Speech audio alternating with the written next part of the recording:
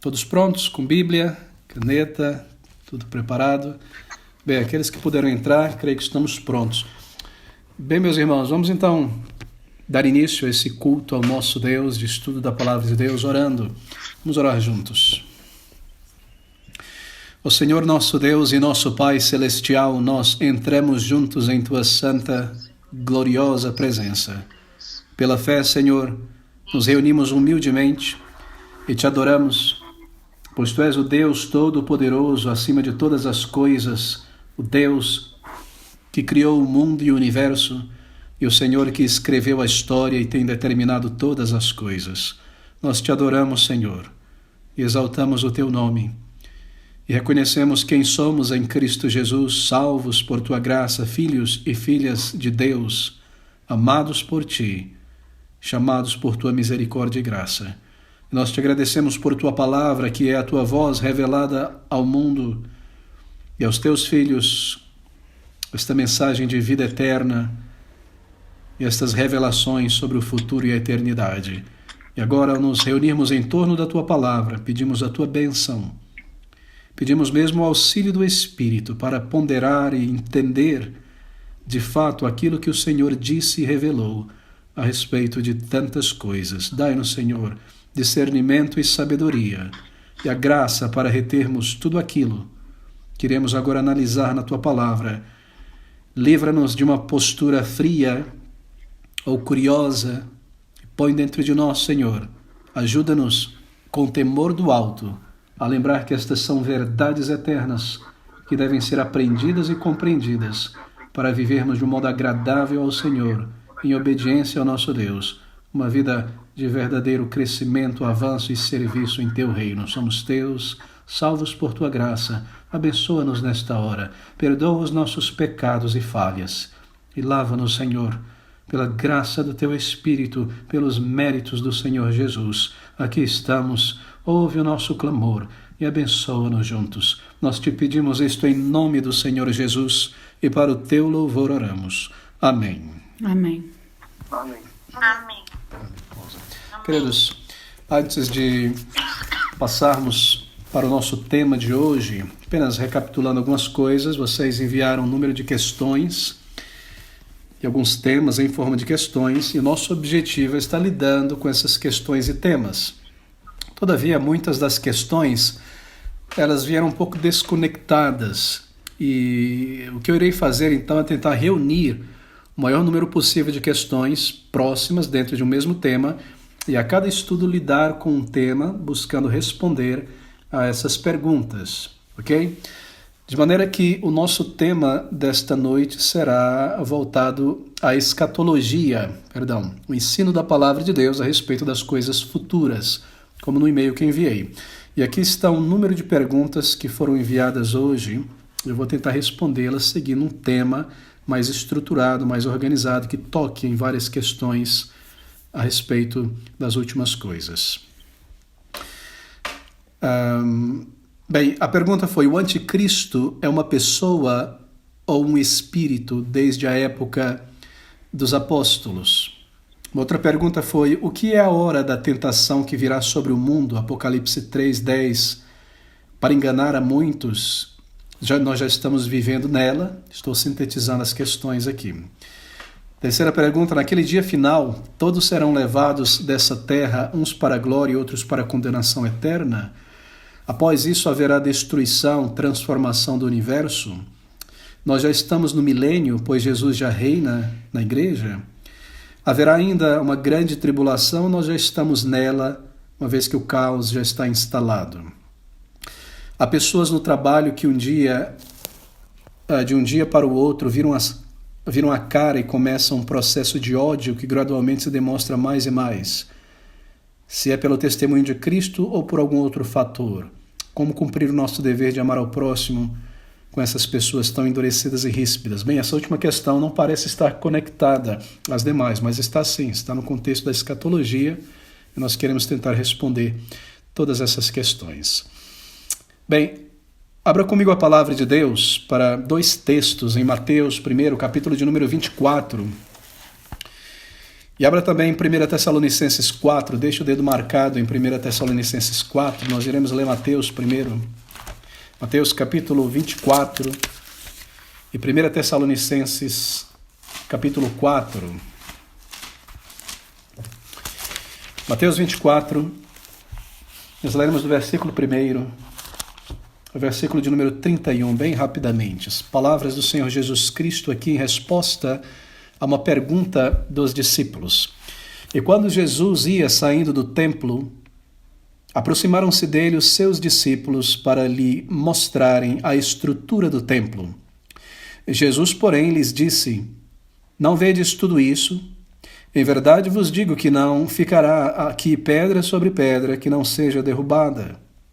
E estando assentado no Monte das Oliveiras, chegaram-se a ele os seus discípulos em particular, dizendo: Dize-nos, quando serão estas coisas, e que sinal haverá da tua vinda e do fim do mundo? E Jesus respondendo, disse-lhes: Acautelai-vos que ninguém vos engane, porque muitos virão em meu nome, dizendo: Eu sou o Cristo, e enganarão a muitos. E ouvireis de guerras e de rumores de guerras. Olhai, não vos assusteis, porque é mister que isso tudo aconteça, mas ainda não é o fim. Porquanto se levantará nação contra nação e reino contra reino, e haverá fomes e pestes e terremotos em vários lugares, mas todas estas coisas serão o princípio das dores. Então vos hão de entregar para serdes atormentados, e matar-vos-ão, e sereis odiados de todas as nações por causa do meu nome. Nesse tempo muitos serão escandalizados e trair-se-ão uns aos outros, e uns aos outros se odiarão. E surgirão muitos falsos profetas, e enganarão a muitos. E por se multiplicar a iniquidade, o amor de muitos esfriará, mas aquele que perseverar até o fim, esse será salvo, e este evangelho do reino será pregado em todo o mundo, em testemunho a todas as nações, e então virá o fim. Quando, pois, virdes a abominação da desolação de que falou o profeta Daniel, está no lugar santo, quem lê entenda, então os que tiverem na Judéia fujam para os montes, e quem estiver sobre o telhado não desça a tirar alguma coisa de sua casa. E quem estiver no campo não volte atrás a buscar as suas vestes, mas ai das grávidas, das que amamentarem naqueles dias. E orai para que a vossa fuga não aconteça no inverno nem no sábado. Porque haverá então grande aflição, como nunca houve desde o princípio do mundo até agora, nem tampouco há de haver. E se aqueles dias não fossem abreviados, nenhuma carne se salvaria, mas por causa dos escolhidos serão abreviados aqueles dias. Então, se alguém vos disser: Eis que o Cristo está aqui ou ali, não lhe deis crédito, porque surgirão falsos cristos e falsos profetas, e farão tão grandes sinais e prodígios, que, se possível fora, enganariam até os escolhidos. Eis que eu vos tenho predito. Portanto, se vos disserem: Eis que ele está no deserto, não saiais. Eis que ele está no interior da casa, não acrediteis. Porque assim como o relâmpago sai do Oriente e se mostra até o Ocidente, assim será também a vinda do Filho do Homem. Porque onde quer que estiver o cadáver, ali se ajuntarão as águias. E logo depois da aflição daqueles dias, o sol escurecerá e a luz não dará a sua luz, e as estrelas cairão do céu, e as potências dos céus serão abaladas. Então aparecerá no céu o sinal do Filho do Homem, e todas as tribos da terra se lamentarão e verão o Filho do Homem vindo sobre as nuvens do céu, com poder e grande glória. E ele enviará os seus anjos com rígido clamor de trombeta, os quais ajuntarão seus escolhidos desde os quatro ventos, de uma a outra extremidade dos céus. 1 Tessalonicenses 4, agora, versículos de 1 a 12. Finalmente, irmãos, vos rogamos e exortamos no Senhor Jesus, que assim como recebestes de nós, de que maneira convém andar e agradar a Deus, assim andai, para que possais progredir cada vez mais. Queridos, versículo de número 13, na verdade. Não quero, porém, irmãos, que sejais ignorantes acerca dos que já dormem, mortos, isto é, para que não vos entristeçais como os demais que não têm esperança. Porque se cremos que Jesus morreu e ressuscitou, assim também os que em Jesus dormem, Deus os tornará a trazer com ele. Dizemos, pois, isto pela palavra do Senhor, que nós, os que ficarmos vivos para a vinda do Senhor, não precederemos os que dormem, porque o mesmo Senhor descerá do céu com alarido e com voz de arcanjo e com a trombeta de Deus, e os que morrerem em Cristo ressuscitarão primeiro. Depois nós, os que ficarmos vivos, seremos arrebatados juntamente com eles nas nuvens, a encontrar o Senhor nos ares, e assim estaremos para sempre com o Senhor. Portanto, consolai-vos uns aos outros com estas palavras. Capítulo 5, 1. Mas, irmãos, acerca dos tempos e das estações, não necessitais de que se vos escreva, porque vós mesmos sabeis muito bem que o dia do Senhor virá como ladrão de noite. Pois que quando disserem a paz e segurança, então lhe sobrevirá repentina destruição, como as dores de parto àquela que está grávida, e de modo nenhum escaparão. Mas vós, irmãos, já não estáis em trevas para que aquele dia vos surpreenda como ladrão. Porque todos vós sois filhos da luz e filhos do dia, não somos da noite, nem das trevas. E que o Senhor abençoe, aplicando esta leitura da sua palavra aos nossos corações e ao nosso entendimento juntos. Meus queridos, quando nós falamos sobre as últimas coisas, o estudo da revelação bíblica da palavra de Deus sobre o futuro dos indivíduos e sobre o futuro da humanidade, nós chamamos isso de escatologia. A palavra escatologia, ela vem do grego, é a composição de duas palavras, a palavra eschatos, que do grego significa final ou fim, e logos, que significa palavra ou uma dissertação ou conhecimento. Assim, escatologia é uma dissertação ou um estudo ou conhecimento das últimas coisas. Bem, escatologia, como teologia, é a revelação bíblica, aquilo que a Bíblia revela sobre as últimas coisas, sobre o futuro. E escatologia não se encontra, ou a revelação, o ensino da palavra de Deus sobre as últimas coisas finais, não se encontra apenas no Novo Testamento. Nós temos escatologia no Antigo Testamento também, muitos textos, há profecias em Isaías, em Daniel, há salmos que falam, que trazem referências ao final dos tempos, ao final do mundo, como as coisas serão. Assim, escatologia, o ensino da palavra sobre o final, está tanto no Antigo, como sobretudo, é claro, no Novo Testamento.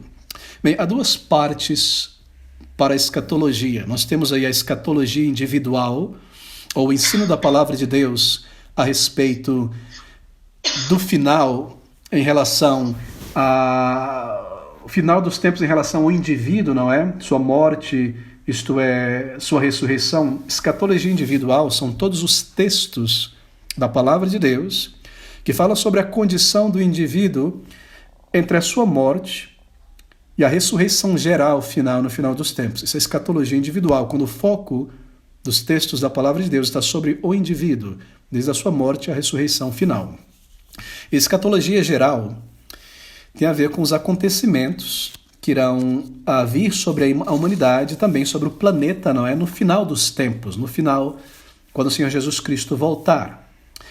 Bem, quando nós pensamos sobre escatologia geral, nós obviamente estamos pensando sobre história, não é? Sobre acontecimentos na história, porque nós estamos na história e estamos pensando sobre o fim da história, o fim da economia presente, da história presente. E o movimento da história, atente para isso, o movimento da história dentro da qual nós estamos, a história está em movimento, porque o tempo é movimento, não é? Uma das maneiras de conceituar o tempo é que o tempo é a medida do movimento. Mover 1 segundo, 2, 3 minutos, o tempo é a medida do movimento. Assim, o movimento da história que nós estamos, o movimento da história escatológica, é que a história da humanidade ela está se orientando em direção a uma crise extrema. É como água no fogo, não é? Está começando a ebulir, daqui a pouco ela ferve, assim, a história da humanidade. Nós estamos nos dirigindo, quando nós olhamos para trás, no retrovisor da história, nós estamos em um movimento temporal da história, em direção a uma crise, a um clímax muito grande na história da humanidade. Uma crise extrema, na verdade, é descrita na palavra de Deus. Mas a pergunta é, quais são os sinais de que nós estamos já ou entrando no período final da história, como revelada na palavra de Deus? Quais são esses sinais revelados na Bíblia que indica para você, para mim, e nós podemos saber que nós entramos no final da história, na parte final, isto é.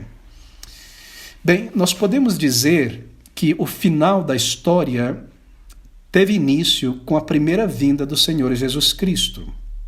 A vinda do Senhor Jesus Cristo a este mundo, sua encarnação, inaugurou, assim por dizer, o tempo final da história humana. Agora, nós iremos falar sobre os capítulos finais. Ou melhor dizendo, a vinda do Senhor Jesus Cristo aqui deu início ao capítulo final, ao fim, ok? Mas nós queremos falar hoje sobre as páginas finais do capítulo final.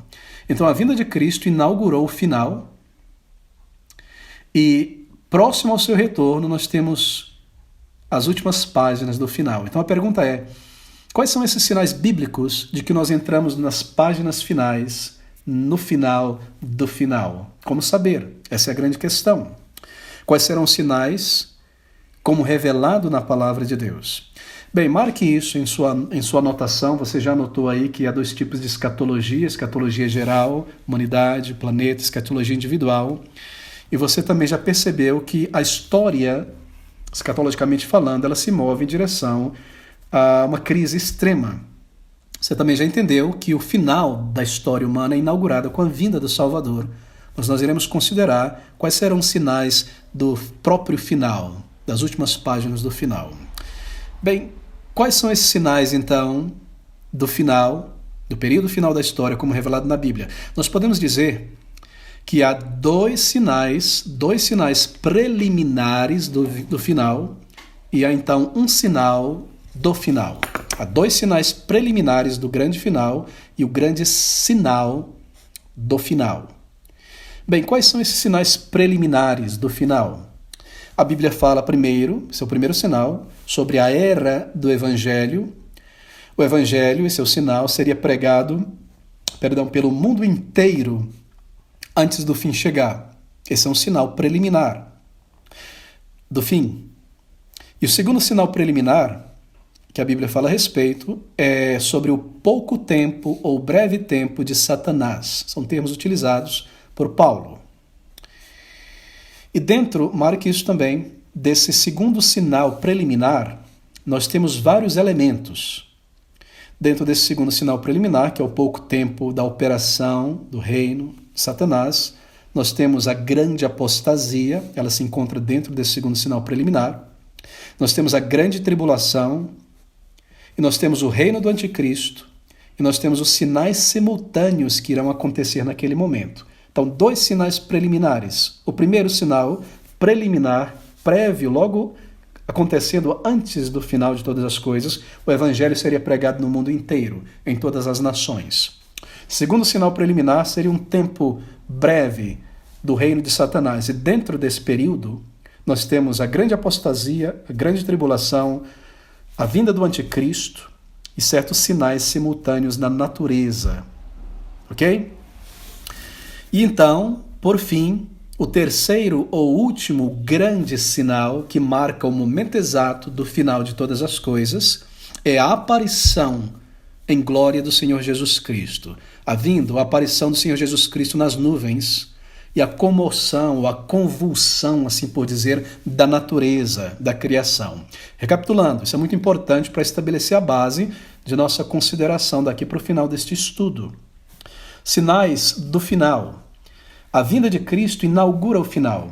Mas pensando nas últimas páginas do final, quais são os sinais que marcam o final do final, assim por dizer? Nós temos aí então 3 sinais. 2 preliminares e o último sinal. O sinal preliminar primeiro é a pregação do evangelho no mundo inteiro. Isso deveria acontecer antes de Cristo voltar. E o segundo sinal preliminar é o período chamado de pouco tempo de Satanás, nós veremos isso, e dentro desse período, o segundo sinal está a grande apostasia, grande tribulação, aparecimento do anticristo e sinais simultâneos. E por fim, então, o sinal final, a marca final, que manifesta que o fim chegou, o ponto final, o parágrafo final da história humana, a aparição de Cristo em glória, em nuvens, e a comoção, a convulsão da natureza. Bem, deixe-me lidar então, primeiramente agora, com os sinais preliminares, os dois sinais preliminares, e por fim, o último sinal. E nesse ínterim, nós responderemos também a questão sobre o milênio, ok? Os sinais preliminares. Bem, o primeiro sinal preliminar descrito aqui em Mateus capítulo 24, onde nós lemos em outros textos, é a era do Evangelho. Veja Mateus 24, versículo 14, aí com a Bíblia aberta diante de você. Deixa aberta em Mateus por algum tempo, marcado também em 1 Tessalonicenses. Nós iremos pular de lá para cá. Mateus 24, 14, essas palavras. E este Evangelho, isso é o Senhor Jesus Cristo dizendo, e este Evangelho do reino será pregado em todo o mundo, em testemunho a todas as nações, e então virá o fim. Você observou? A pregação do Evangelho em todas as nações do mundo inteiro é um sinal do fim. E este Evangelho do reino será pregado em todo o mundo, em testemunho a todas as nações, então virá o fim. Qual é o contexto aqui dessas palavras de Mateus 24, versículo 14? Bem, aqui é a semana da paixão de Cristo. O Senhor Jesus Cristo está na semana em que ele será crucificado. E ele está no templo, versículo 1, quando Jesus ia saindo do templo, aproximaram-se dele os seus discípulos para lhe mostrarem a estrutura do templo. O Senhor está caminhando pelo templo ali, no pátio, com os discípulos, e de repente os discípulos querem mostrar para o Senhor a construção do templo. É como se eles dissessem, Senhor, olha, que pedras, que design, que arquitetura, que coisas grandiosas nós temos em Israel, esse templo maravilhoso. E a resposta do Senhor é uma resposta, o Senhor diz algo que surpreende, choca os discípulos. Ali diante deles está aquele prédio secular de vários séculos, de pedras gigantescas, sólido, firme, permanente, secular. Mas o Senhor Jesus Cristo surpreende eles com a declaração no versículo 2. Jesus, porém, lhes disse, não vedes tudo isto? Em verdade vos digo que não ficará aqui pedra sobre pedra que não seja derrubada. Percebe? Uma surpresa.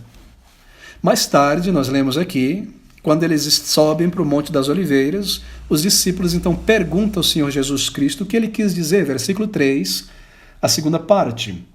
Dize-nos, quando serão estas coisas e que sinal haverá da tua vinda e do fim do mundo? Bem, essa é a pergunta que eles fazem aos discípulos. Dize-nos, veja novamente, quando será estas coisas e que sinal haverá da tua vinda e do fim do mundo? Ok? Apenas apontando algo aqui. Bem, observe isso. No pensamento dos discípulos, a queda de Jerusalém significa o final dos tempos. Ok? Versículo 3, parte B. Dize-nos, Senhor, quando serão estas coisas, a destruição do templo, Jerusalém, que sinal haverá da tua vinda e do fim do mundo?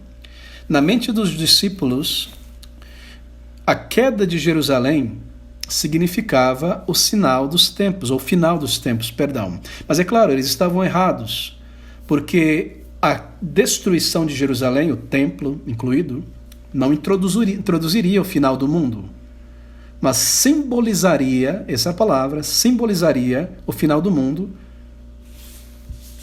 e eventos simbólicos, não é, do final dos tempos. Em outras palavras, o que haveria de acontecer com Jerusalém e o templo, pouco tempo depois da morte e ressurreição de Cristo, no ano 70, nós sabemos, com Tito, a invasão e destruição, os acontecimentos que antecederiam a destruição do templo em Jerusalém são simbólicos, representativos dos acontecimentos que tomarão lugar no final dos tempos, antes da vinda de Cristo. Marque isso, são chave interpretativa muito importante. E o Senhor, nos próximos versículos, ele passa então a corrigir o erro do pensamento dos discípulos e explicar. E ele começa a dizer que antes do final dos tempos, certas coisas deveriam acontecer. Ele passa a dizer que antes da destruição do templo, onde pedra sobre pedra não ficaria, certas coisas deveriam acontecer. E antes da vinda dele, lá no final dos tempos, certas coisas deveriam acontecer. Não seria imediatamente. Ele diz então que viriam falsos profetas, guerras, fomes, pragas, epidemia, e tudo isso seria o princípio das dores, versículo 8. Mas todas estas coisas são o princípio das dores. Do versículo 3, ele começa a falar nação contra nação, reino contra reino, fome, peste, terremoto em vários lugares. Versículo 7, mas tudo isso é o princípio das dores. Mas observe, o Senhor não está pensando inicialmente, ao responder aos discípulos, ele não está pensando inicialmente no final dos tempos da história. Ele está pensando inicialmente na queda de Jerusalém, no final, destruição do templo, ok? É muito importante marcar isso aqui. Ele está pensando no fim de Jerusalém. Lá em Lucas, capítulo 21, do versículo 19 ao versículo 20, o Senhor Jesus diz essas palavras. Lucas 21, de 9. Eu não lerei todo o texto porque é longo. E quando ouvires de guerras e sedições, não vos assusteis, porque é necessário que isto aconteça primeiro, mas o fim não será logo.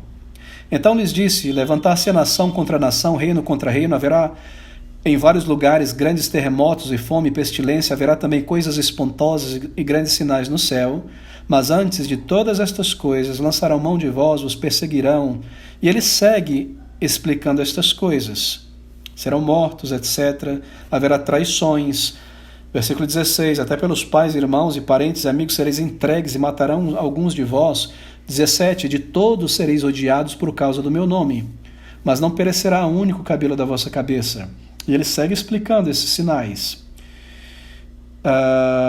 Versículo 24. E cairão ao fio da espada, e para todas as nações serão levados cativos, e Jerusalém será pisada pelos gentios, até que o tempo dos gentios se completem, ok? O que ele está dizendo aqui? Ele está pensando primeiramente na destruição de Jerusalém e informando aos discípulos os sinais que precedem a destruição de Jerusalém. Ele está dizendo, antes de que essas pedras não fiquem pedra sobre pedra, antes de Jerusalém ser destruída, o templo ser destruído, vai haver fome na terra, guerra, rumor de guerra, vos perseguirão como crentes, vos trairão, vos entregarão para serem mortos, para serem presos. Daqui a pouco vocês vão ver os gentios pisando em Jerusalém, os romanos, e então destruição, ok? Estão todos acompanhando esse ponto? Ele está respondendo à pergunta dos discípulos sobre a queda do templo, pedra sobre pedra não ficará, e também sobre o final dos tempos lá na frente. E ele fala sobre a destruição de Jerusalém, o que antecede essa destruição do templo de Jerusalém, como uma figura simbólica do que também acontecerá no final dos tempos, com a destruição desse mundo, que antecederá a vinda de Cristo e a destruição deste mundo. Em outras palavras, essa é uma profecia, e a profecia funciona da seguinte maneira. Ela se refere a acontecimentos históricos que acontecerão em pouco tempo, e essa profecia também se refere a acontecimentos históricos que acontecerão lá na frente. Percebe? Imagine uma montanha e atrás dessa montanha uma outra montanha, ok? Duas montanhas. Se você olhar de longe, parece que uma está próxima da outra, não é? Uma montanha próxima da outra, uma atrás da outra. Mas conforme você vai chegando perto da primeira, pode ser que você veja que a outra montanha está muito distante. E é isso que Cristo se refere. A destruição de Jerusalém, ou os eventos que antecedem a destruição de Jerusalém, também prefigura os eventos que antecedem a destruição do mundo, o final dos tempos. Em uma mesma resposta, usando da destruição de Jerusalém do templo, o Senhor também ilustra a destruição do final dos tempos, que virá no final dos tempos, o período final. Ok? Assim funciona a profecia no Antigo Testamento e no Novo Testamento. A profecia, ela fala imediatamente eventos históricos que estão próximos de chegar, e ela também, ao mesmo tempo, aponta para eventos históricos distantes. É como um pequeno avião, ele está tomando voo. Enquanto a roda estiver no chão, está se referindo às coisas próximas, que logo vão chegar. De repente o avião toma voo e começa a falar sobre coisas grandiosas, que não irão acontecer naquele momento histórico breve, mas lá no final. Então marque essa ilustração, ele está fazendo exatamente isso. O Senhor está dizendo que guerras e rumores, fome, terremotos são sinais prévios da destruição de Jerusalém e que o fim de Jerusalém estará próximo quando eles virem aquelas coisas. Agora, esses são sinais preliminares, não é? Guerras, fomes, rumores de guerras. Mas veja qual é o grande sinal de que Jerusalém vai ser destruída.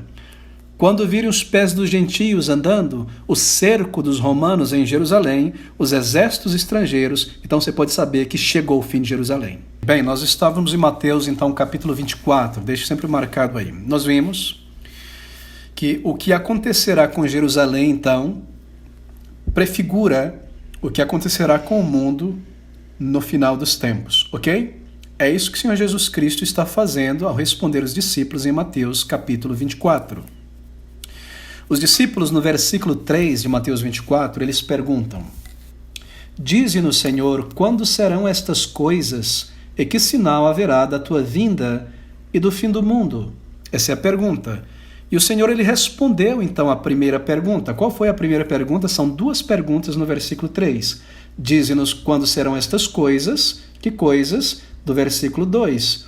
Não vedes tudo isso, em verdade vos digo que não ficará aqui pedra sobre pedra que não seja derrubada. Essa é a primeira pergunta. Quando serão estas coisas? A segunda pergunta é: qual é o sinal da tua vinda e do fim do mundo? Duas perguntas. O Senhor, então, ele respondeu a primeira parte da pergunta. Ok? Quando vocês ouvirem de rumores de guerra, fomes, pessoas entregando umas às outras à prisão, etc., etc., ainda não é o fim de Jerusalém. Um sinal preliminar. Mas quando vocês verem os gentios pisando ali o templo, pisando ali Jerusalém, então vocês podem saber que é o fim. Ok? Agora, ele passa a responder a segunda parte. Veja o versículo 14 e 21. Ele passa a responder a pergunta: qual será o sinal do final dos tempos e a sua vinda? Versículo 14 e 21. 14. E este evangelho do reino será pregado em todo o mundo em testemunho a todas as nações, então virá o fim. Versículo 21. Porque haverá então grande aflição, como nunca houve desde o princípio do mundo até agora, nem tampouco há de haver. Essa é a tribulação. Primeiro sinal, pregação do evangelho no mundo inteiro. Segundo sinal preliminar, a grande tribulação. Qual então será o sinal da vinda de Cristo e do final do mundo? Bem, ele está mostrando que a sua vinda será precedida pela pregação do evangelho em todas as nações e será precedida pela grande tribulação. Assim, queridos, nós sabemos então que o Senhor Jesus Cristo não virá a este mundo antes que essas duas profecias se cumpram, não é? Antes que o evangelho seja pregado a todas as nações e antes que essa grande tribulação aconteça. A grande tribulação deve acontecer antes da vinda de Cristo e não depois. Bem, primeiro sinal preliminar, a pregação do evangelho a todas as nações. Isso significa que todas as nações, em algum momento da sua história, vão ter a oportunidade de ouvir o evangelho. E que a pregação do evangelho será um testemunho, que quer dizer que a aceitação do evangelho, a sua rejeição, será decisiva em relação à eternidade de cada pessoa. Ela será um testemunho naquele grande dia, que o evangelho foi rejeitado, ou que o evangelho foi abraçado. Então todas as nações terão uma oportunidade ao longo da sua história de ouvir o evangelho. Agora, é aqui que se enquadra o milênio. Estou respondendo agora uma pergunta que foi feita. Espero que vocês estejam acompanhando. Estou respondendo as perguntas enviadas. É aqui que se encaixa o milênio, nesse primeiro sinal preliminar. Porque, queridos, A era do Evangelho, a era em que o Evangelho é pregado a todas as nações, é o milênio. Certo? O milênio na Bíblia é a era do Evangelho. Abra comigo em Apocalipse capítulo 20. Final da Bíblia, Apocalipse capítulo 20. Nós leremos o versículo 2, 3, 6 e 7. É aqui que nós lemos sobre o milênio na Bíblia, ok? Apocalipse capítulo 20, versículo 2, versículo 3 a 6 e versículo 7. Ouça essas palavras do Senhor. Na verdade, versículo 1. E vi descer, isto é, João em sua visão, e vi descer um anjo que tinha a chave do abismo e uma grande cadeia na sua mão. Ele prendeu o dragão, a antiga serpente que é o diabo e Satanás, e amarrou-o por 1000 anos. E lançou-o no abismo, e ali o encerrou, e pôs selo sobre ele, para que não mais engane as nações até que os 1000 anos acabem. E depois disto importa que seja solto por um pouco de tempo. Versículo 4. E vi tronos, e assentaram-se sobre eles, e foi-lhes dado o poder de julgar, e vi as almas daqueles que foram degolados pelo testemunho de Jesus e pela palavra de Deus, e que não adoraram a besta nem a sua imagem, não receberam sinal em sua testa nem em suas mãos, e viveram e reinaram com Cristo durante 1000 anos. Mas os outros mortos não reviveram até que os 1000 anos se acabaram. Esta é a primeira ressurreição. Bem-aventurado e santo aquele que tem parte na primeira ressurreição. Sobre estes não tem poder a segunda morte, mas serão sacerdotes de Deus e de Cristo e reinarão com ele 1000 anos. Observe agora aqui. Nós temos aqui a ordem dos acontecimentos no capítulo 20. Primeiro, o milênio é descrito aqui, desde o início do capítulo até o versículo 7. Depois dos 1000 anos é que vem o pouco tempo de Satanás, versículo 7. E acabando-se os 1000 anos, Satanás será solto da sua prisão. Ok? Volte agora. Sinais do fim. 2 sinais preliminares e um sinal final. Primeiro sinal preliminar, a pregação do Evangelho no mundo inteiro, coincide com o milênio. Segundo sinal preliminar, o pouco tempo de Satanás. Versículo 7, acabando-se os 1000 anos, Satanás será solto da sua prisão. Nesse segundo sinal preliminar, nós temos grande apostasia, grande tribulação, o reino de Satanás, que é solto aqui. E então, o terceiro sinal final, a vinda de Cristo. Estão acompanhando o raciocínio? Muito bom. Então, nós temos o milênio, a partir do versículo 1 ao versículo 6. Então, a saída, soltura de Satanás por um certo período. Período de pouco tempo. Veja o versículo 3. E lançou-o Satanás no abismo, e ali o encerrou, e pôs selo sobre ele, para que não mais engane as nações, até que os 1000 anos se acabem, e depois disto importa que seja solto por um pouco de tempo. Primeiro sinal, pregação do Evangelho no mundo inteiro. Segundo sinal, o pouco tempo de Satanás, que envolve grande apostasia, grande tribulação, manifestação do anticristo. E então, o sinal final, a vinda de Cristo, a sua aparição. Estamos seguindo a ordem aqui de Apocalipse capítulo 20. Nós temos o pouco tempo de Satanás. E esse pouco tempo de Satanás, que vem depois do milênio, pregação do Evangelho no mundo inteiro, será seguido pela vinda gloriosa de Cristo, o terceiro sinal, o sinal final, e ele vem assentado sobre um glorioso trono branco em julgamento, versículo 11 e 12.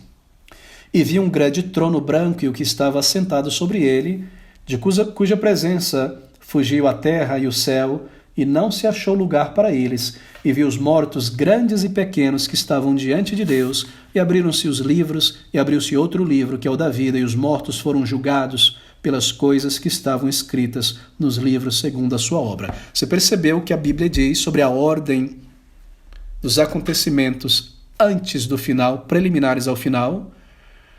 Milênio é o período em que o Evangelho vai ser pregado. Satanás é amarrado, preso, nós vamos explicar isso aqui. Na sequência ele é solto, o que envolve a manifestação dele e o encabeçamento dele da grande apostasia, da grande tribulação, da manifestação do anticristo. E na sequência, Cristo volta em seu trono para julgar. Todos acompanharam a ordem, uma coisa após a outra. Uma coisa após a outra. É importante manter esta ordem, ok? O retorno glorioso do Senhor Jesus Cristo, então, é seguido pelo juízo final, versículo 13. E deu o mar os mortos que nele havia, e a morte e o inferno deram os mortos que neles havia, e foram julgados, cada um segundo as suas obras. O evangelho é pregado pelo mundo inteiro nesse período da vinda de Cristo, morte e ressurreição, até o final. O evangelho é pregado, isso é chamado de milênio, 1000 anos. É um período em que o poder de Satanás foi restrito, para que ele não impeça que o evangelho seja pregado.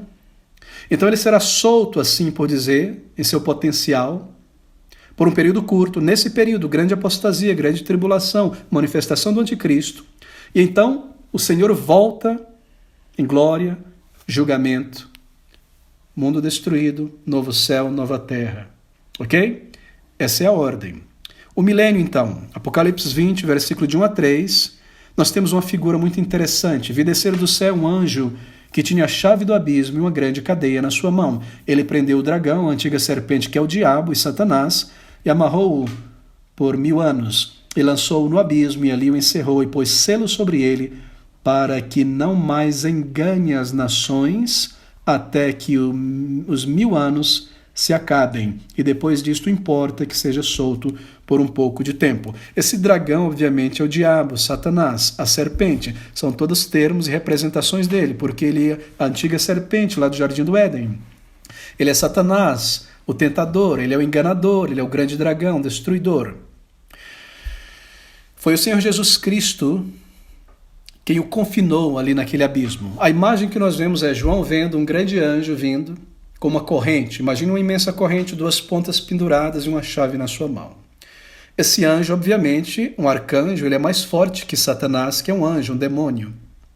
Ele prende Satanás com essa corrente, ele o lança dentro de um fosso, um buraco, assim por dizer, que tem uma tampa, porque ele é tampado, selado, e ele coloca um selo sobre essa tampa, assim por dizer, para que ninguém o abrisse. E ele deve permanecer por um longo tempo, chamado aqui de 1000 anos, simbolicamente 1000 anos, não literalmente. Ok? Agora, lembre-se que essas são imagens, figuras, isso não é algo literal. Essa é uma representação do poder de Cristo. Isso representa o poder de Cristo em restringir o poder de Satanás por algum tempo. Foi o Senhor Jesus Cristo quem confinou Satanás nesse poço, assim por dizer, quando ele veio pela primeira vez. Nós lemos sobre isso em João, em Lucas, não é? Lucas diz, palavra do Senhor Jesus Cristo, que quando o homem valente guarda seus bens em segurança, todos os seus bens estão o quê? Tranquilos, não é? Até que o mais valente do que ele venha, amarre o homem valente e tome dele os seus bens, almas. Então é Cristo quem o lançou neste lugar de restrição de poder. E essa restrição do poder de Satanás, ele está amarrado, é no sentido de que Cristo restringiu o poder de Satanás.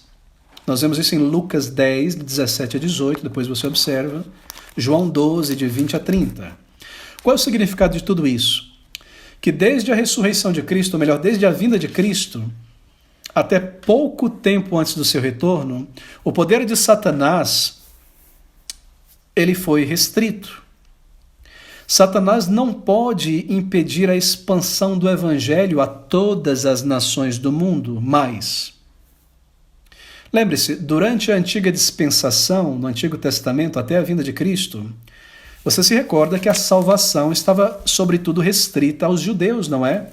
A maioria dos salvos estava em Israel. Claro, haviam salvos entre os gentios, mas a grande maioria da igreja, assim por dizer, estava em Israel. E Satanás dominando o mundo inteiro, não é? Israel era um luzeiro. Ali estava a lei, as profecias, as promessas, e a maioria dos crentes estavam em Israel. Mas agora que Cristo veio, morreu e ressuscitou, o evangelho deve ser pregado por todo o mundo. João 12, 32, por exemplo, eu leio rapidamente, mostra isso, que o evangelho deveria ser pregado pelo mundo inteiro. Ouça essas palavras E eu, diz Jesus, quando for levantado da terra na cruz, todos atrairei a mim. Note, não apenas os judeus, todos, o mundo inteiro. E mais adiante, depois que ele ressuscita, ele dá aos seus discípulos uma comissão de pregar o evangelho por onde? Pelo mundo inteiro. Então, essa é a ideia. Satanás, ele está amarrado no sentido de que ele não pode impedir a expansão da igreja entre as nações. A igreja estava, sobretudo, centrada em Israel. Mas agora o evangelho deve se expandir pelo mundo inteiro.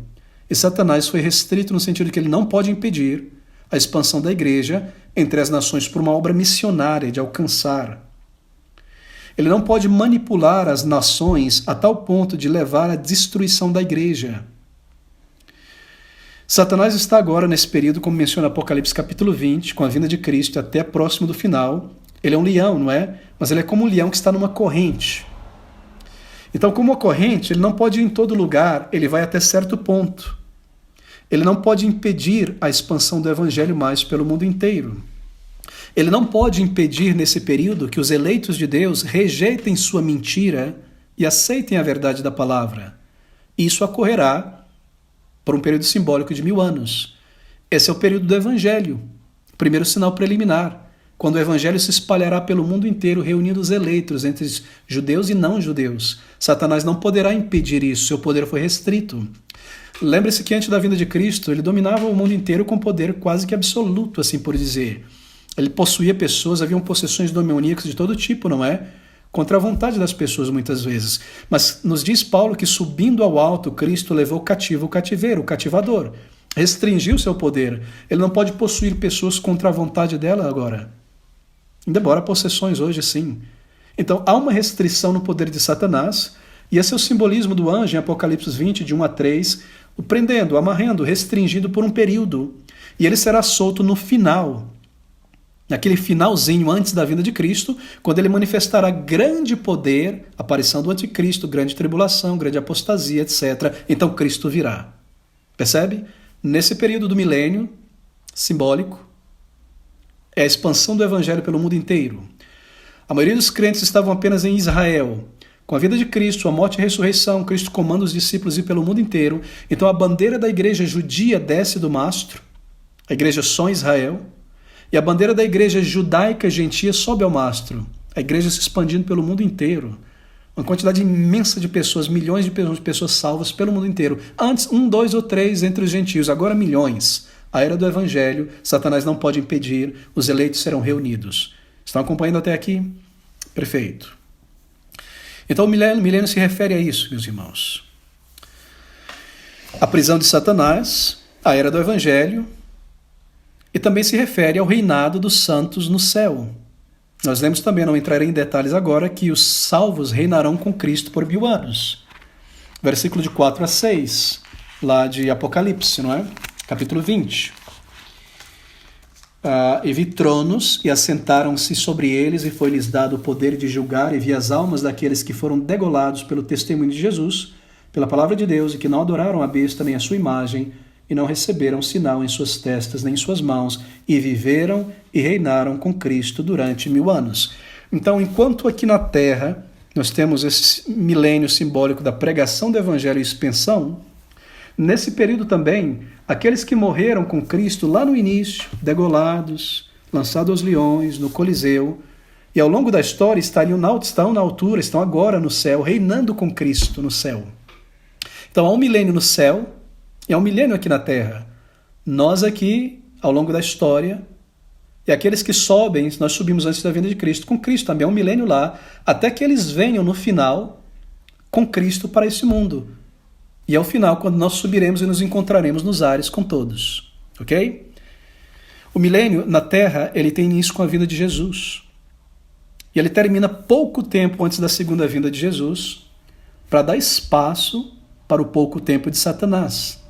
Então o milênio terminará um pouquinho antes da vinda de Jesus, para abrir espaço para a vinda poderosa de Satanás, assim por dizer. Seu período livre, que será um período de grande tribulação para a igreja e o tempo do anticristo.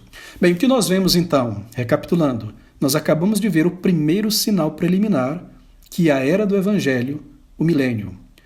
Os discípulos perguntam a Cristo, quando essas coisas acontecerão? A destruição do templo. O Senhor usa o período prévio à destruição de Jerusalém para ilustrar também o período final da história. Ele mostra os sinais que antecedem a destruição de Jerusalém, rumores de guerra, terremotos, fomes, falsos profetas, mas ainda não é o fim. Pestes, fomes, etc., secas, não é o fim. Mas quando vires gentios pisando sobre o templo, a abominação do que falou Daniel, então saiba que chegou o final de Jerusalém, os romanos estão em volta, os pés dos gentios, Jerusalém vai ser destruído e o templo. E Cristo toma esta figura para mostrar sobre o final. Ele diz, muitas coisas irão acontecer, sinais prévios, preliminares, mas não é final ainda, mas quando vocês virem este último sinal, é o final. E o primeiro sinal preliminar do final é este, que o evangelho seria espalhado por todo o mundo e os eleitos reunidos, e este é o milênio, o período em que Satanás estaria preso, assim por dizer. Mas quando nós dizemos preso, não quer dizer que ele é fraco. É como um cão, não é? Um pitbull. Está na correia, ou melhor, está na corrente, mas dentro do espaço que essa corrente alcança, ele pode destruir muita coisa e causar muito mal. Assim, Satanás continua causando muito mal e tem muito poder para usar dentro do limite que lhe foi permitido. Como o leão na corrente. Você não chega perto do próximo do leão. Mas mais do que isso, ele não pode. As portas do inferno não podem prevalecer fechadas contra a igreja. A igreja irá contra as portas, arrancando pessoas para fora, pregando o evangelho. Esse é o sinal preliminar primeiro. Agora, o segundo sinal preliminar. Nós estamos tratando, então, da era do evangelho, primeiro sinal, e o segundo sinal seguirá a era do evangelho, serão dias de imensa aflição sem precedente. Serão dias de grande tribulação para os crentes verdadeiros, que eles serão poderosamente, dolorosamente perseguidos. Por quê? Os crentes serão perseguidos no final. O período da pregação do evangelho está chegando ao final, esse milênio. E logo começa a grande tribulação, um período de angústia contra o povo de Deus, doloroso. A razão, queridos, é que muitos ditos cristãos, entre aspas, apostatarão da fé que um dia professaram. Haverá então uma grande apostasia, uma queda. 2 Tessalonicenses, capítulo 2, nosso texto, não é? Versículos de 2 a 3. 2 Tessalonicenses 2, de 2 a 3. Que não vos movais facilmente do vosso entendimento, nem vos perturbais, quer por espírito, por palavra, por epístola, como de nós, como se o dia de Cristo já estivesse perto. Ninguém de maneira vos engane, porque não será assim a vinda de Cristo, o dia de Cristo, sem que antes venha a apostasia e se manifeste o homem do pecado, o filho da perdição. Esse é o anticristo. Observou? O período do evangelho, milênio, logo no final começa então uma grande tribulação, angústia, dolorosa perseguição contra o povo de Deus. Por quê? Porque muitos daqueles que estavam na igreja, que se diziam cristão, tropeçarão para fora, virarão as costas, apostatarão da fé que um dia declararam. Eles cairão. Por que eles cairão? Bem, eles nunca nasceram de novo. Eles nunca abraçaram a verdade, sua conversão foi falsa. Havia um materialismo muito grande no coração, um materialismo vulgar, uma falsa segurança, um amor pelo pecado. E essas pessoas que de repente viraram as costas, cansei, estou na igreja louvando, ajudando, trabalhando, de repente desapareço, não estou mais interessado. O mundo é grande demais para mim, minhas coisas desta vida material é grande demais para mim. De repente essas pessoas não só apostatarão a fé, mas elas começarão a perseguir aqueles que permaneceram firmes, certo? E então, encabeçando esse movimento de perseguição dos apóstatas contra os verdadeiros crentes, haverá um líder ímpio, o anticristo. A grande tribulação, a grande apostasia e o reino do anticristo, a grande tribulação, a grande apostasia, o reino do anticristo, simplesmente são 3 termos na Bíblia que indicam o período final da história, que precederá imediatamente a vinda de Cristo. Porque haverá uma grande angústia sobre a igreja verdadeira, crentes verdadeiros, Porque muitos ditos cristãos, uma quantidade imensa, uma grande apostasia, abandonarão a igreja e virarão suas línguas, seus punhos contra a igreja, perseguindo. E quando isso começar a aumentar esse poder, surgirá um líder que encabeçará esse movimento, dará ordem nesse movimento contra a igreja. Esse é o anticristo. Apostasia que traz tribulação e angústia sobre a igreja, vos trairão, vos perseguirão, vos matarão, julgamento, litígio, todo tipo de coisa. E Satanás, o anticristo, aparecerá então de repente encabeçando e aquilo que estava mal se torna pior. Então, apostasia, grande tribulação, aparecimento do anticristo, são 3 termos na Bíblia que indicam o mesmo período final que precederá imediatamente a vinda de Cristo.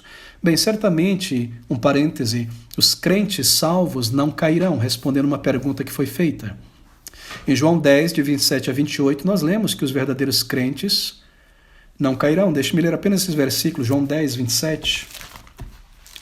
Palavras do Senhor aqui, dizendo: as minhas ovelhas ouvem a minha voz, e eu as conheço, e elas me seguem, e dou-lhes a vida eterna, e nunca hão de perecer, e ninguém as arrebatará da minha mão, nem mesmo o anticristo. Corroborando com isso, Lucas 17, 34 a 37. Bem, esses versículos significam que quando o Senhor voltar... Bem, eu não quero entrar nisso agora porque é muito detalhe, mas lá em Mateus, como em Lucas 17 a 37, nós lemos, não é? O Senhor Jesus dizendo: quando vocês virem acontecer, se tiver uma mulher no campo, não volte para casa. Se tiver um dormindo, em cima do telhado, não desça. Por quê? Porque os romanos estão chegando. Não volte para buscar roupa, fuja de Jerusalém, porque ela vai ser destruída, ok? Vocês se recordam disso em Mateus 24? Ele está ensinando sobre o final de Jerusalém, do templo. Ele está dizendo, rumores de guerras, etc. Quando vocês viram os pés dos gentios chegando ali, Roma e Tito, general Tito, cercando Jerusalém, é o final. Então quem estiver no campo, não volte para Jerusalém, fuja. Quem estiver em cima do telhado, não desça, vai embora. Ore. Ai das mulheres grávidas, como é que elas vão correr? Vão dar parto no caminho? Ore para que essa fuga não aconteça no inverno, para vocês não morrerem. Isso vai acontecer na destruição de Jerusalém. E aí Cristo toma esta imagem e diz: a mesma coisa acontecerá no final dos tempos. Tribulação.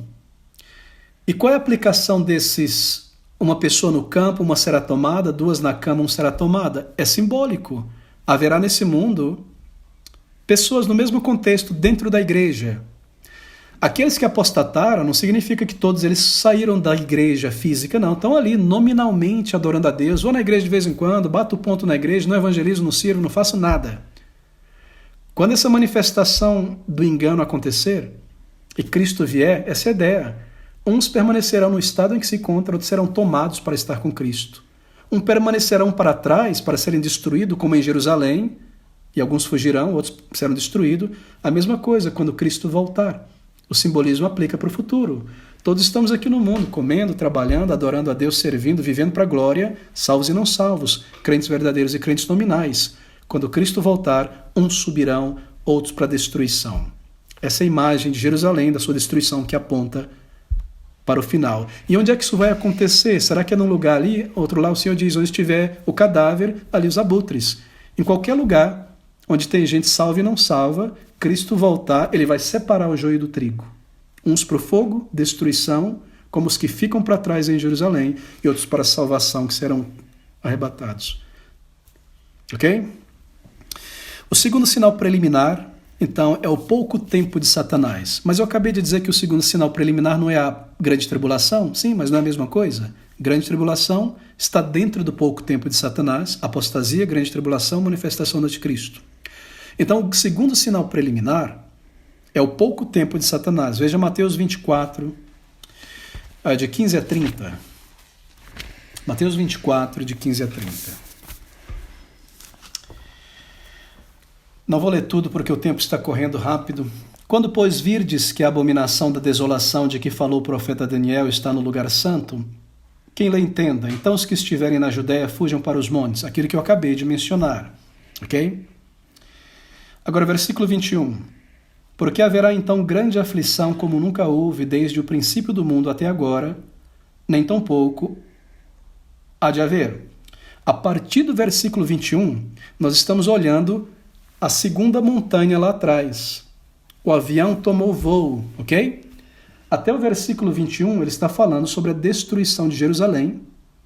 E a partir do versículo 21, ele está aplicando o que acontece com Jerusalém e o templo com o final dos tempos. O avião toma voo. A partir do versículo 21. Agora ele vai responder a segunda pergunta sobre a vinda dele no final dos tempos. Então nós lemos, versículo 22, que se aqueles dias finais não fossem abreviados, nenhuma carne se salvaria, mas por causa dos escolhidos, eleitos, serão abreviados aqueles dias. Então Cristo virá como um relâmpago, nós lemos no versículo 27, versículo 29, logo depois da aflição daqueles dias, a grande tribulação, sinais simbólicos aqui de como as coisas serão terríveis na natureza e no mundo. Então, versículo 30, o sinal final, terceiro, aparecerá no céu o sinal do Filho do Homem, e ele virá. Ele enviará os seus anjos, versículo 31, com clamor, e ele separará o joio do trigo, corroborando com o que nós lemos nos versículos 14 em diante, ao 14 até o 20. Bem, o Senhor fala sobre tribulação, lá em João 16, 33 também. Mas o tempo todo nós lemos na Bíblia que haverão pressões, tribulações para o povo de Deus ao longo da história, sim. Mas aqui ele está falando sobre uma tribulação específica, um período específico de grande, imensa angústia, severa tribulação, que precederá imediatamente o final. Exatamente como aconteceu em Jerusalém no ano 70, Jerusalém cercada, tribulação, destruição, fim. O mundo, apostasia, tribulação, Cristo voltando, final, destruição e julgamento. Observe. Algumas pessoas afirmam que essa angústia que o Senhor Jesus fala aqui se refere somente à angústia antecedente à queda de Jerusalém. Bem, mas se for só isso, então Jesus não respondeu a segunda pergunta. Como será o final e o sinal da tua vinda? Ele teria respondido sua pergunta, quando essas pedras demolirão? Então Jesus está respondendo também sobre o final. Segundo, o parágrafo da tribulação, que vai do versículo 15 ao 30, ele vem logo depois da profecia que fala sobre a pregação do Evangelho. Veja o versículo 14. E este Evangelho do reino será pregado em todo o mundo em testemunho a todas as nações e virá ao fim. E aí no versículo seguinte, ele começa a falar sobre tribulação. Então, a tribulação vem depois da pregação do Evangelho, não é? Então a grande tribulação será o final do milênio. E não antes do milênio, como dizem os dispensacionalistas. Tribulação, na verdade eles dizem que a tribulação vem para os judeus, não é? E depois disso, o reinado de Cristo por 1000 anos aqui na Terra. O versículo 29, ele mostra que a tribulação, ela precede imediatamente a vinda de Jesus Cristo. E logo depois da aflição daqueles dias, o sol se escurecerá, e no versículo 30 aparecerá o Filho do Homem. Então erram aqueles que dizem que Cristo virá, depois vem um milênio, então Cristo virá, levará os salvos invisivelmente, os judeus ficam, haverá uma grande tribulação, ele voltará, estabelecerá um milênio, reinará com os judeus e o povo de Deus, depois vai ter uma guerra, Armagedon, então Cristo reina para sempre, o juízo, etc. Erram. O contexto, a ordem dos eventos é claro. Rumores, apostasia, um traindo o outro, pregação do Evangelho, rumores, tribulação, apostasia, tribulação, a manifestação do Anticristo, a vinda do Senhor. Milênio, certo? Agora, Evangelho, vinda de Cristo, final. Então essa é a ordem, a mesma coisa em Apocalipse capítulo 20. Agora, queridos, é interessante, não é?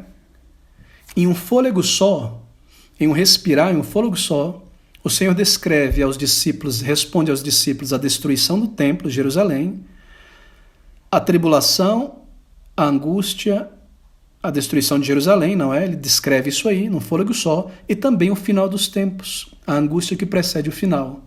Como é que ele consegue fazer isso no fôlego só? Ele responde a perguntas dos discípulos do versículo 3. Ele faz isso porque, ao responder sobre a destruição de Jerusalém do templo, ele descreve a grande tribulação final da história com essas cores que ele obteve na destruição de Jerusalém lá no início. Ok?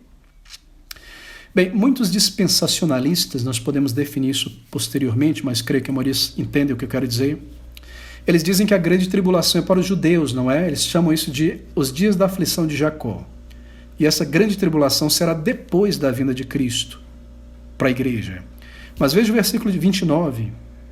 Ele diz que a sua vinda será precedida pela tribulação. A tribulação antecede a vinda de Cristo, versículo 30. A vinda é após a tribulação, porque a tribulação é um sinal de que Cristo está chegando.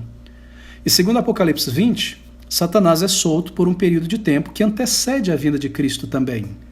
A tribulação não se refere somente aos judeus, mas também aos eleitos. Mateus 24, veja aí, 22 e 24.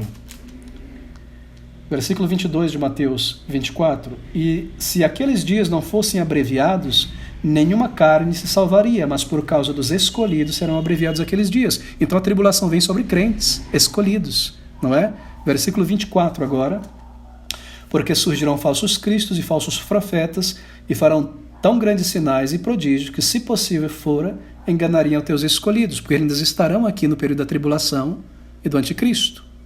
Cristo só vem no final. E a tribulação ela afetará o povo de Deus nos 4 cantos da terra. Lá em Apocalipse 20, versículo 8, nos é dito que o engano de Satanás afetará o mundo inteiro. Apocalipse 20, versículo 8. E sairá a enganar as nações que estão sobre os 4 cantos da terra, Gog e Magog, cujo número é como a areia do mar, para juntar em batalha. Então o engano será sobre o mundo inteiro, não só sobre os judeus. Ok? Bem, acaso, irmãos, essa é uma pergunta importante. Acaso, nesse momento em que nós estamos conversando aqui, você crê que é provável que algumas partes da terra, do mundo, já estejam entrando agora nessa tribulação que sobrecairá sobre a igreja, sobre o povo de Deus e o mundo? Nós temos a ideia de pensar que o milênio termina, linha final, a tribulação inicia. Não. Há uma superposição. O milênio está acabando e a grande tribulação está iniciando. Há uma superposição. Não vai ser uma coisa termina, a outra começa. Acaso nós já estamos entrando nesse período de tribulação? O evangelho foi pregado pelo mundo inteiro, sobretudo a partir do século XIX, missões, William Carey, a palavra de Deus no mundo inteiro. Nós já chegamos ao mundo inteiro, internet, televisão, e nós estamos vendo agora sinais de tribulação sobre a igreja verdadeira, não é? Você ouve sobre todos os tipos de pressões contra crentes verdadeiros. Mensagens e sermões são boicotados no YouTube, no Facebook, no rádio. Construir igrejas em certos locais, em muitos países, é proibido. Na Inglaterra é difícil construir uma igreja em certos locais. Proibição de imprimir Bíblias, proibição de entrar Bíblias, todo tipo de pressão. Pessoas sendo forçadas a entrar numa cartilha legislativa, jurídica, etc. Se não, tem que sair fora do trabalho, isso, aquilo. Acaso não há uma perseguição que já começou a acontecer no mundo inteiro? Igrejas sendo demolidas, crentes sendo mandados para campos de trabalho forçado e concentração? Eu creio, e nós podemos ter certeza, que a tribulação não vem de repente, ela se superpõe junto com o final do período da pregação do Evangelho pelo mundo inteiro. Isso já está acontecendo, meus irmãos. Nós estamos no capítulo final, provavelmente no texto final do final. Nós temos a resposta de Cristo aos discípulos a 2 perguntas. Ele usa a destruição do Templo de Jerusalém como figura para o final dos tempos. Nós temos 3 sinais, 2 sinais preliminares do final da história. A expansão do Evangelho, que representa também o milênio, o período de Satanás preso por algum tempo. E nós temos então a aparição, ou pouco tempo de Satanás, dentro do qual está a grande apostasia de supostos cristãos, grande tribulação, e a manifestação do anticristo. Acaso, eu perguntei, nós não já entramos nesse período de grande tribulação? Tenha certeza disso. Não sei quão intenso está ainda em relação à ebulição dessa água para a manifestação do anticristo que irá encabeçar esse movimento contra a igreja. O segundo sinal preliminar, então, é o pouco tempo de Satanás. 2 Tessalonicenses 2, abra comigo, de 1 a 5, Nós lemos essas palavras do Senhor Jesus, de Paulo, pelo Espírito, falando com toda clareza aos discípulos sobre isso. 2 Tessalonicenses 2, de 1 a 5. Ora, irmãos, rogamo-vos pela vinda de nosso Senhor Jesus Cristo e pela nossa reunião com Ele, que não vos movais facilmente do vosso entendimento, nem vos perturbeis, quer por Espírito, por palavra, por epístola, como de nós, como se o dia de Cristo estivesse já perto. Os tessalonicenses estavam apavorados. Ninguém de maneira alguma vos engane, porque não será assim, ele não virá, isto é, sem que antes venha a apostasia e se manifeste, junto com a apostasia, o homem do pecado, filho da perdição, o qual se opõe e se levanta contra tudo que se chama Deus ou se adora, de sorte que se assentará como Deus no templo de Deus, querendo parecer-se Deus. E Paulo segue então informando que já tinha dito para ele essas coisas quando esteve presencialmente. Bem, esse é o segundo período, ou segundo sinal preliminar, o período de Satanás. Nós tivemos aí a apostasia, que está dentro desse período, agora aqui ele fala sobre o anticristo. A pergunta é, quem será? Grande pergunta, não é? Quem será o anticristo? Paulo está dizendo aqui em 2 Tessalonicenses que 2 eventos antecederão a vinda de Cristo, a apostasia e chegada do homem da iniquidade. Versículo 3, a manifestação do homem do pecado, filho da perdição. Bem, entenda isso. A apostasia, a queda, a saída de milhares, milhões de pessoas do cristianismo, assim por dizer, pessoas não salvas para fora, ela já terá progredido, feito progresso, quando esse homem da iniquidade, o anticristo, entrar em cena, ok? O terreno já foi preparado para ele entrar em cena. Muita gente abandonou o cristianismo porque não foram salvos e começaram a ranger os dentes contra o verdadeiro cristianismo. Então a apostasia já terá tido algum progresso antes dele aparecer. E aí ele assume o poder ao aparecer para fazer com que as coisas ruins fiquem pior. Ele é chamado em 1 João 2, de o anticristo, mas ele é chamado por Paulo aqui de um homem do pecado. Quem será esse indivíduo? Daniel 2 e 2 Tessalonicenses deixa claro que será uma pessoa que viverá no final dos tempos. Essa pessoa nascerá, crescerá, será criada, se tornará um adulto no final dos tempos. Será que ele já nasceu, queridos? Será que ele já está sendo formado hoje? Esse homem, ele será um homem em quem a rebelião contra Deus, a rebelião do mundo e de Satanás contra Deus será encarnado. Toda a rebelião contra Deus será encarnado, assim por dizer, na figura deste homem.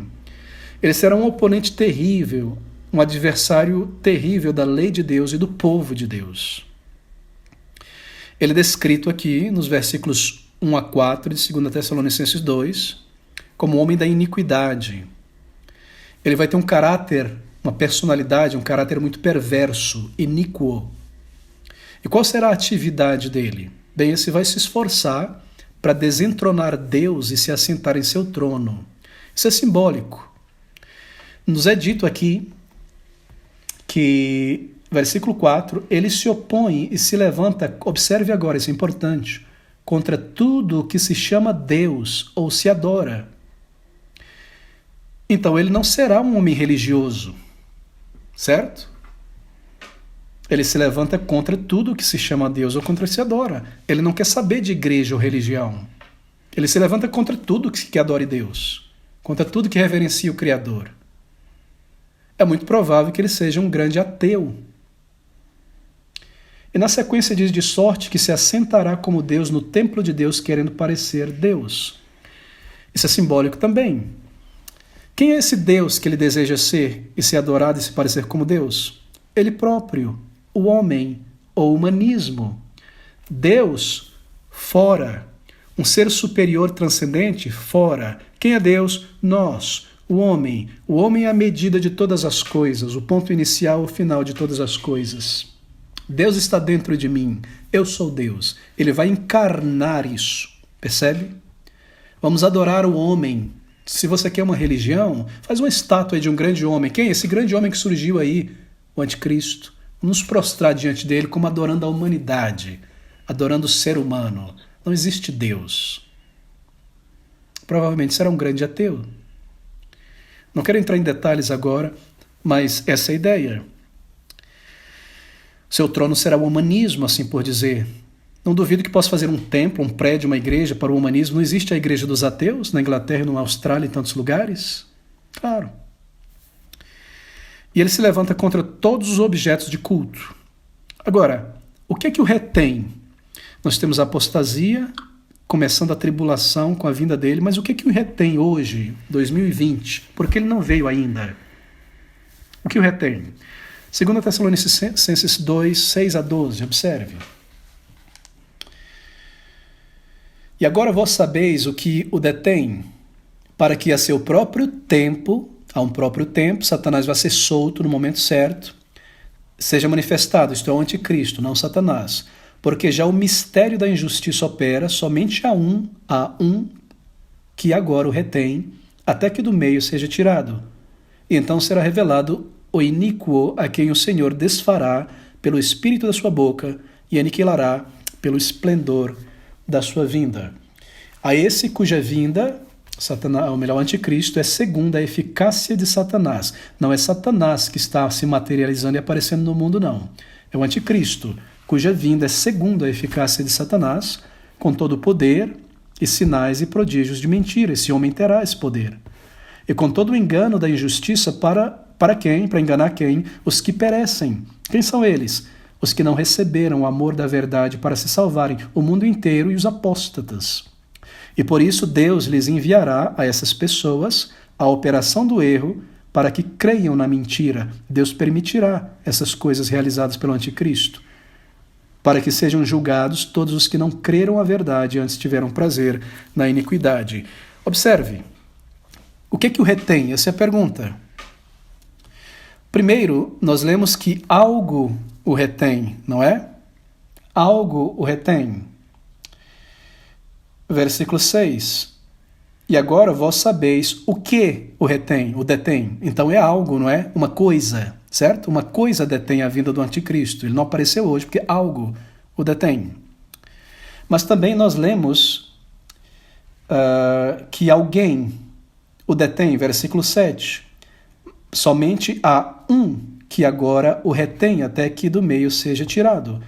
Versículo 6, algo o detém. Versículo 7, alguém o detém. Percebeu? O que impede o anticristo de aparecer? Algo e alguém. É isso que Paulo quer dizer aqui. Algo. O que impede que Satanás se manifeste hoje? Bem, nós temos a tribulação, precisa aumentar, a apostasia, e ele vem. Mas o que o impede? O que está segurando? Algo e alguém. Algo.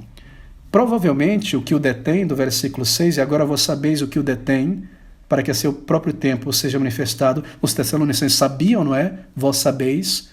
O que é esse algo? Bem, talvez, queridos, eu creio que essa é a melhor interpretação para essa pergunta, para responder essa pergunta.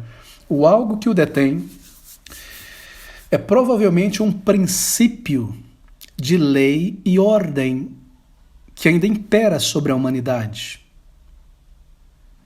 Faz todo sentido. O que o detém, o algo que o detém, versículo 6, é provavelmente um princípio de lei e ordem. E quem, o alguém que o detém, se refere provavelmente aos imperadores, governadores ao longo da história, prefeitos, presidentes, juristas, que impõem o princípio de lei e ordem. Porque para que ele venha, a anarquia tem que ser muito grande, está estabelecida. O povo atacando e não querendo saber de matar cristão, não. Não vai ter lei, não vai ter justiça. Então o princípio da lei e da ordem é o que o detém, e aqueles que exercem esse princípio com a espada na mão, governadores, presidentes, líderes, é quem o detém. Essa é a melhor interpretação que eu conheço e eu creio que faz todo sentido aqui. Quando a lei e a ordem, que é baseada na justiça, forem removidas, então o homem da iniquidade, anti-lei, se manifestará para operar pelo seu poder tudo aquilo que é anti-lei contra o povo de Deus. Injustiça sobre injustiça sobre injustiça. E qual é a conexão do anticristo deste homem com Satanás? Nós lemos no versículo 9, a esse cuja vinda é segundo a eficácia de Satanás, com todo o poder e sinais e prodígios de mentira. Qual é a conexão do anticristo com Satanás? Pense da seguinte maneira: esse homem, que é como você e eu, de carne e osso, que vai nascer ou já nasceu nesse mundo, já está vivo talvez, ele personificará todo o mal. É como se ele tivesse sido gerado dentro do ventre de Satanás, e toda a imundícia, a maldade de Satanás vai estar como que nele. Percebeu a figura? Essa é a conexão a esse cuja vinda é segundo a eficácia de Satanás, com todo o poder e sinais e prodígios de mentira. A vinda do anticristo será acompanhada de acontecimentos tremendos, surpreendentes, cujo objetivo é iludir as multidões que estão em seu caminho para a perdição. Apocalipse capítulo 3, versículo de número 10, fala sobre isso. Como guardaste a palavra da minha paciência, isto é, a igreja de Sardes, ou melhor, de Filadélfia, também eu te guardarei da hora da tentação que há de vir sobre o mundo para tentar os que habitam na terra. Cada uma dessas igrejas do Apocalipse representa um período da igreja na história. Deixa eu repetir isso. Cada uma dessas igrejas do Apocalipse representa a igreja de Cristo em um período da história. A igreja de Filadélfia representa a final. A igreja que estará viva no mundo quando o anticristo vier. E Cristo está dizendo que porque ela guardou a palavra da sua paciência, também eu guardarei da tentação que virá sobre o mundo para tentar os que habitam na terra. A vinda do anticristo é isso. Ele fará sinais para iludir. Essa é a mentira que irá dominar e enganar as pessoas, que Filadélfia será protegida. Enganará as pessoas que já estão no caminho para a perdição. E essa é uma resposta a uma pergunta que me foi enviada.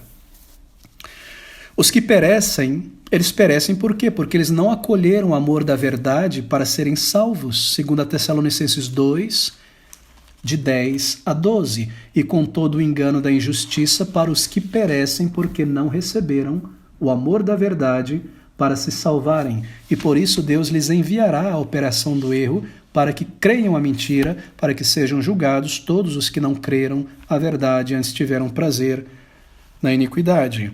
Aqui está. Aqui está. É isso que nós vemos aqui. Bem, meus irmãos, os que perecem porque não acolheram o amor da verdade, os que não quiseram se arrepender. Entenda, eles nunca quiseram se arrepender, eles ouviram o evangelho, eles viraram as costas, eles taparam a voz da consciência a tal ponto que agora Deus envia uma operação grandiosa do erro para que eles não possam mais se arrepender.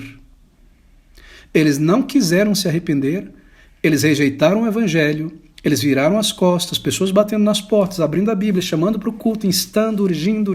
Não, não, não, não, não. Agora Deus envia uma operação grandiosa do erro pelo anticristo para que não se arrependam mais. Não disse o Senhor que a volta de Cristo seria como nos dias de Noé? Por 100 anos Noé pregou, se arrependam, entra na arca. Não, não, comer, beber, passear. A porta fechou, estamos lá batendo na porta. Abre, abre, quero entrar. Quando começaram a sentir a gota caindo. Não se arrependem no período do Evangelho.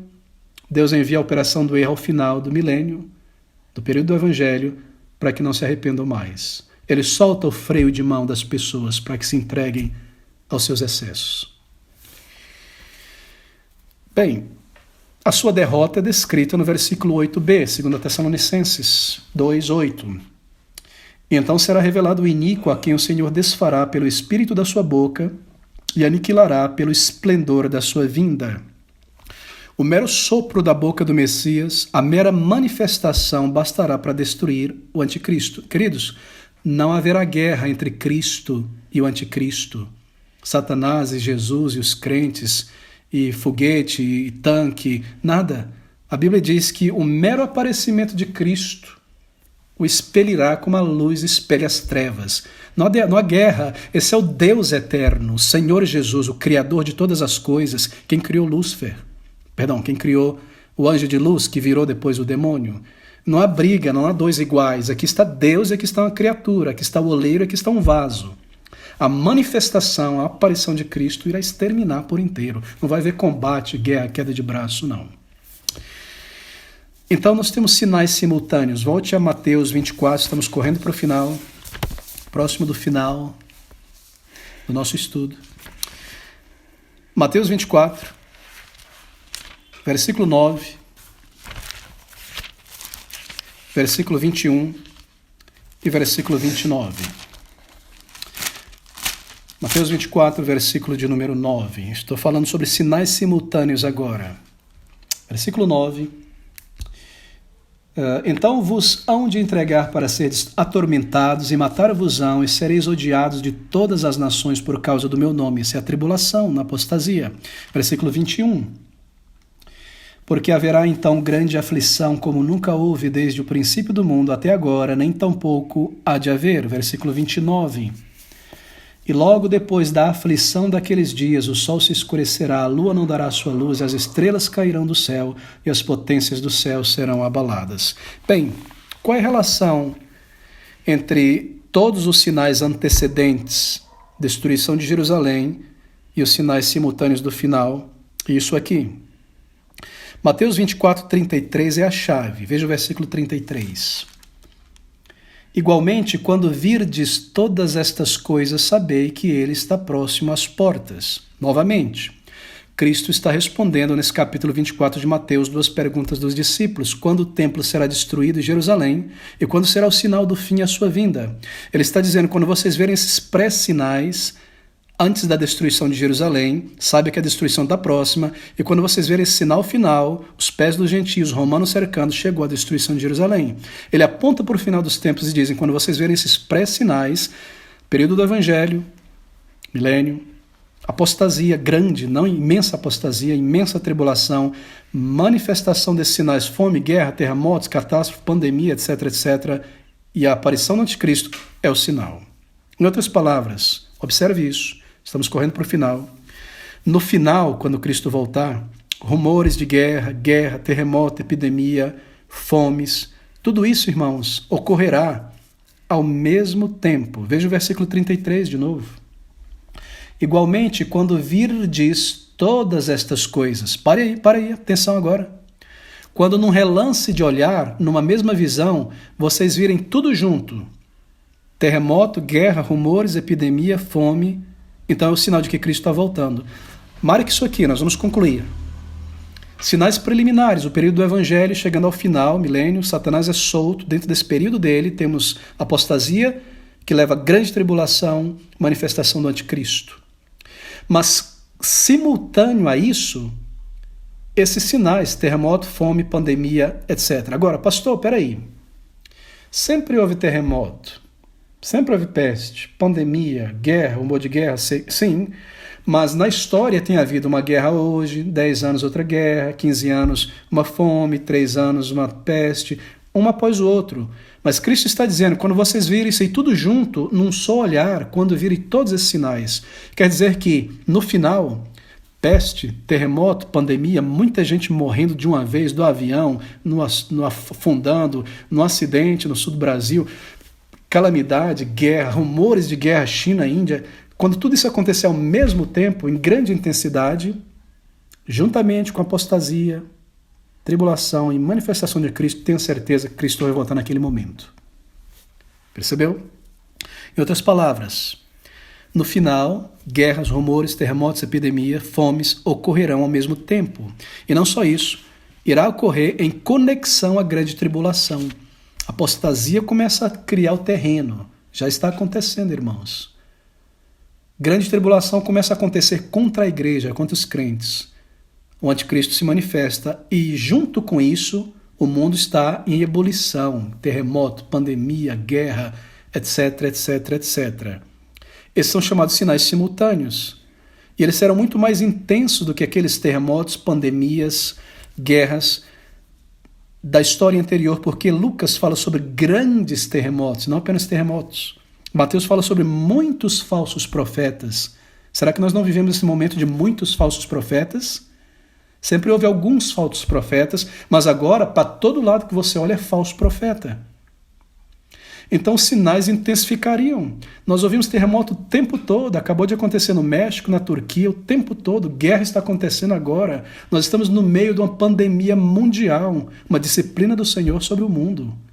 A apostasia está acontecendo em larga escala, a tribulação já está começando a acontecer contra a perseguição da igreja, ela vai intensificar, os sinais vão intensificar, o anticristo se manifestará quando essas coisas estiverem ebulindo junto, Cristo vem.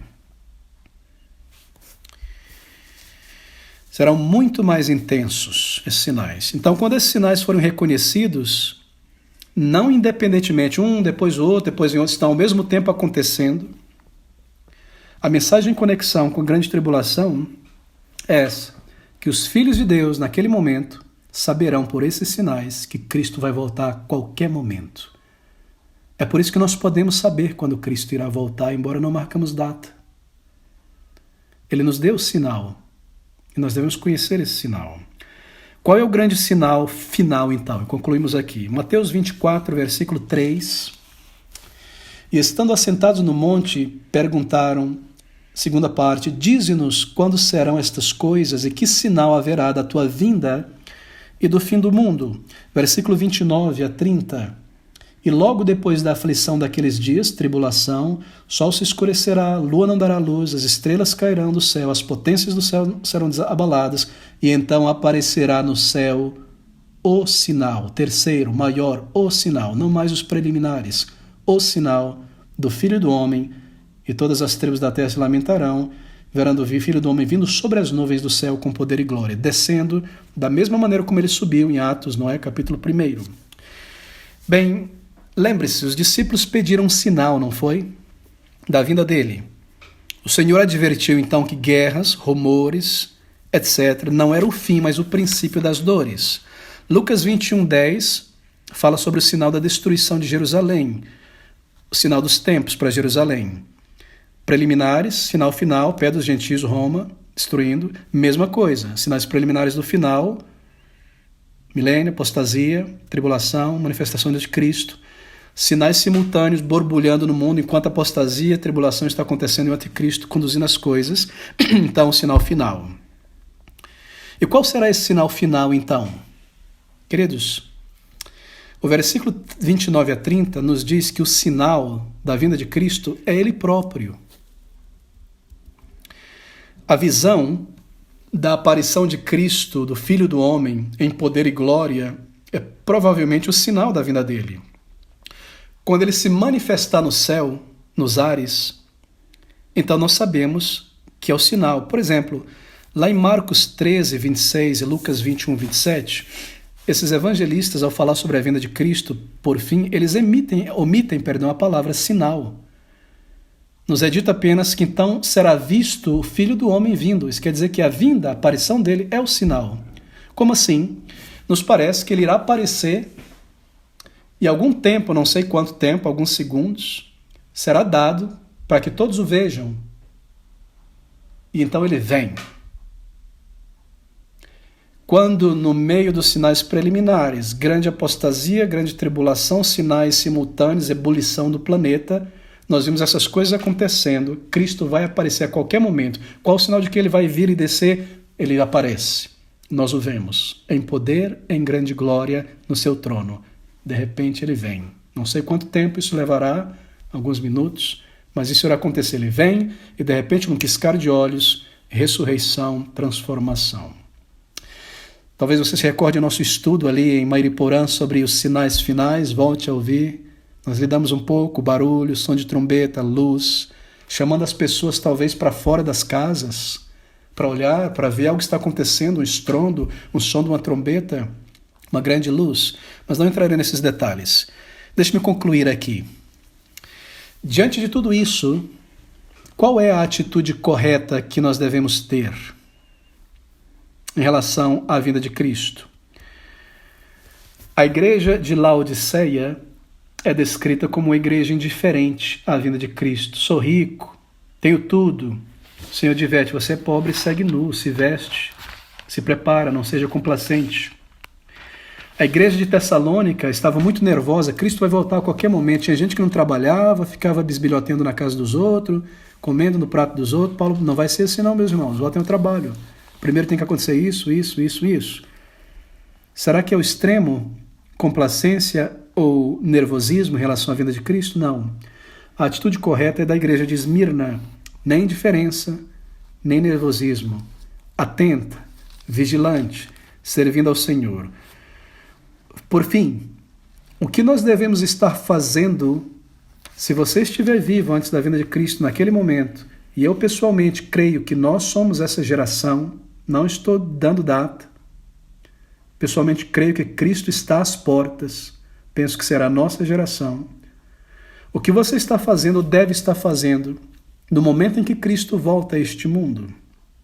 Apocalipse 16:15 fala sobre santificação. Eu leio: eis que venho como ladrão, de repente.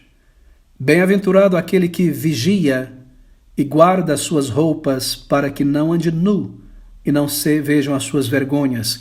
Você deve estar vigilante. Onde está a tua cabeça, meu irmão? Na tua carreira apenas? No trabalho daqui a 10 anos? Neste mundo, no entretenimento? Vigilante quanto aos sinais, quanto ao momento, entendendo os tempos.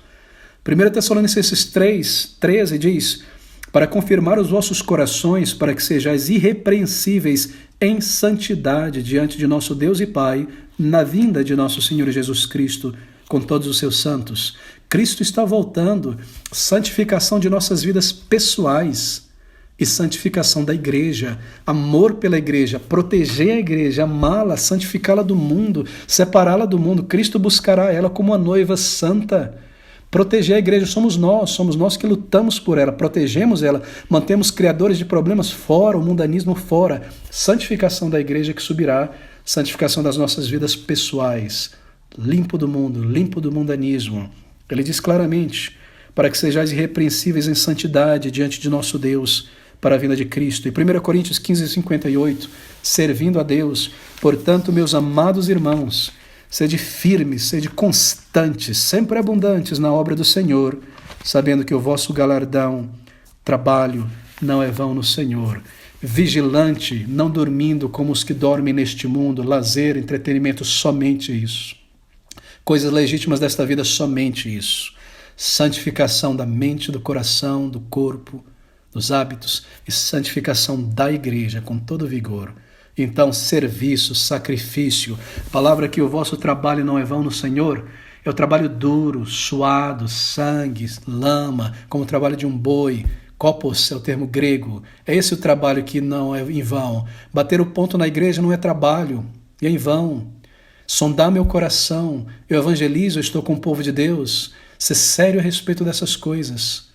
Eu já nasci de novo, há sinal de que eu nasci de novo, que eu amo a Cristo, que eu amo almas, santidade, serviço com o povo de Deus, ou eu sou um mero religioso, que apostatarei e me tornarei um inimigo do povo de Deus. Eu não serei enganado, a Bíblia diz que o engano será tão grande que somente os eleitos serão preservados. E aquele tempo de tribulação será tão grande, será tão terrível, absurdo, que é necessário que para que todo mundo dos eleitos não morra fisicamente, Cristo encurte aquele tempo e volte. Os dias serão abreviados.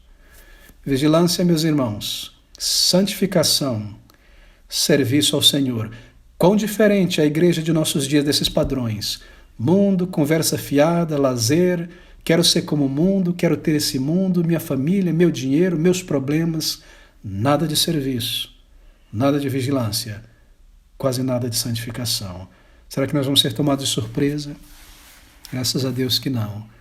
Porque os verdadeiros crentes foram selados pelo Espírito, e mesmo agora o selo deles é manifestado, uma vida com o povo de Deus, amor por alma, santificação. Que o Senhor abençoe esta palavra e aplique a nossa alma, imprima isso dentro de nós, nessa breve jornada até o retorno de Cristo Jesus. Amém.